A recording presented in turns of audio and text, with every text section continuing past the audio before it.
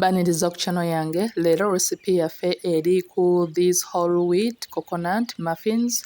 Ziri so yummy nazikoze for ddaku. They are full of fiber and they are so nice. Mbeera ng'otandika ne flour omugatte mu bawel, yo whole wheat flour gwe nakozesezza. Oluvannyuma nagatisseemu shredded coconut. Namukoze ono ng'alimu coconut but oli wadde mba okubeera ng'okozesa oats. Oluvannyuma obeera nga muno ogattamu sukaali, oli wadde mba okubeera nga sukaali otoolako oba ng'oyongezaako okusinziira batya how sweet you would love this recipe to be for you.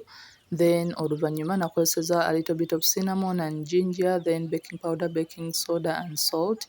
Meanwhile kino kyonna kikole ng'opreheatinze your oven at 180, like immediately otandika okubeera nga opreparinze ebintu byo preheatinga the oven and then otandika okubeera nga you mix all these other ingredients.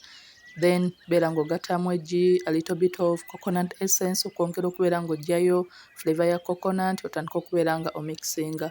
Something good about this recipe nti osobola okubeera nga eggi olireka n'obeera ng'ogenda maaso n'ebisigadde ligwa talya ggi, era n'omukubeera nga wano tukozesa amata.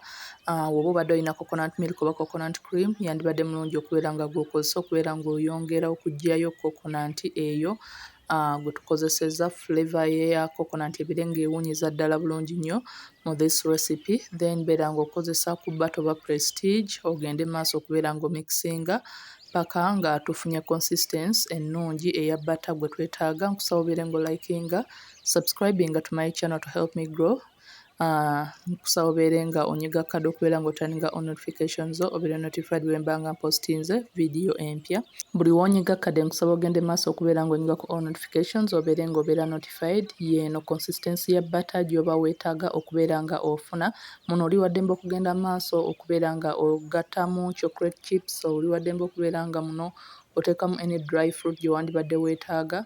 So oluvannyuma tandika okubeera ng'oscoopinga obeere ng'oteekamu cupcakes zino.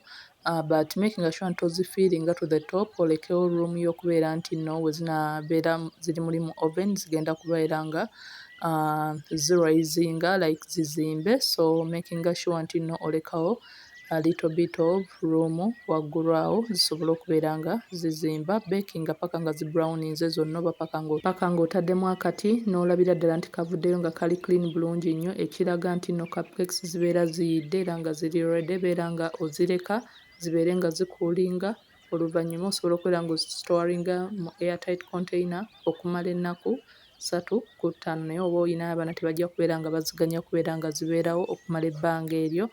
So because my son loved them a lot, nensala okubeera nga I share the recipe with you. Until next time, thanks for watching. Please don't forget to subscribe, like and share.